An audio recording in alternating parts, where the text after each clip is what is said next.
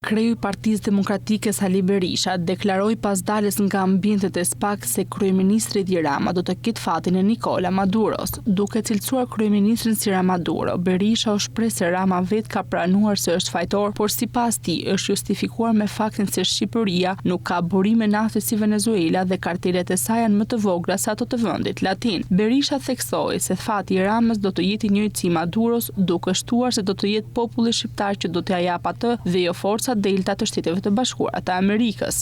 Ja çfarë shkruan Edi Rama për veten e vet. Në gjykat, se unë isha dhe në gjykat, kishte ndryshuar emrin nga Edi Rama në Endri Kajsiu. Ka marrë emrin e Endri Fugës dhe mbi emrin e Bledi Kajsiu.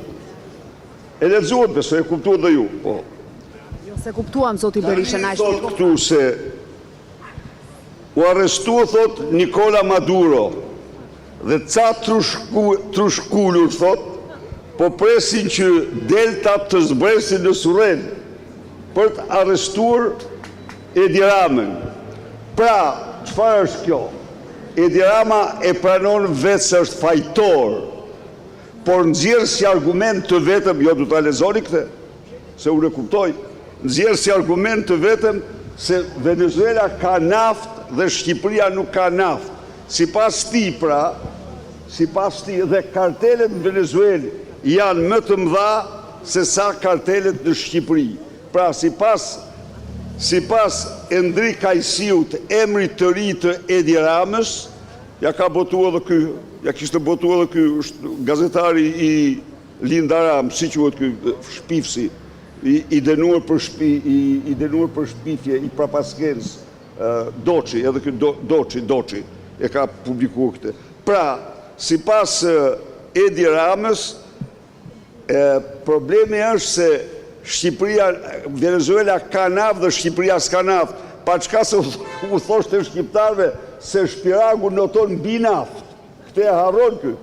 Ose u thot se kartelet janë më të vogla në Shqipëri se në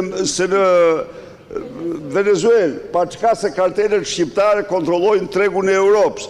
Pra, të gjitha këto dëshmojnë se Edi Rama pranon vetë fajsin, pranon se është Ramaduro. Më tej Berisha reagoi dhe ndaj akuzave të ngritura ndaj tij, duke deklaruar se prokuroria e posaçme ka shtuar si element akuze faktin që fëmijët e tij kanë përfituar nga privatizimi i banesave, një proces nga i cili sipas tij kanë përfituar mbi 1 milion qytetarë shqiptar. Berisha sqaroi se në dosjen e akuzës thuhet se pasi ai u zgjodh presidenti i Republikës në vitin 1992 dhe qëndroi në detyrë deri në vitin 1997, shtetasit maltezi, të cilët në atë kohë nuk kishin asnjë lidhje me çështjen partizane, ka nisur investime për përfitim të drejtave mbi pasuri të paluajtshme.